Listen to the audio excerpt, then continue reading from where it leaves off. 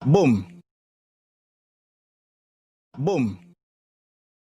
Boom. Boom. Calling out Mayday.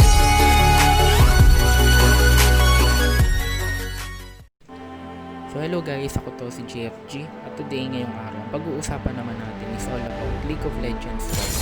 So may bagong update ngayon na maganda, makakakuha ka na ngayon ng libreng wallpaper. I mean magkakaroon ng bagong wallpaper and at the same time magpapamigay yung Riot ngayon ng 4 na libreng champion at the same time 4 na libreng skin. At oo, tama yung dinig mo, 4 na libreng skin. So sobrang grabe talaga ng Riot.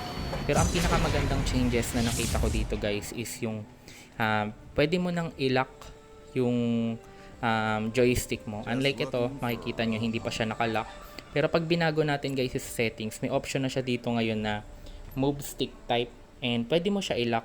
So pag nilock mo to, makikita nyo dito guys, hindi na siya gumagalaw. So sobrang ganda nito lalo na sa mga medyo madulas yung kamay or medyo yung mga pasmado, 'di ba? Minsan na-move natin yung joystick and pag may clash sobrang hirap. So ayun lang guys. Maraming salamat. That's a pretty one.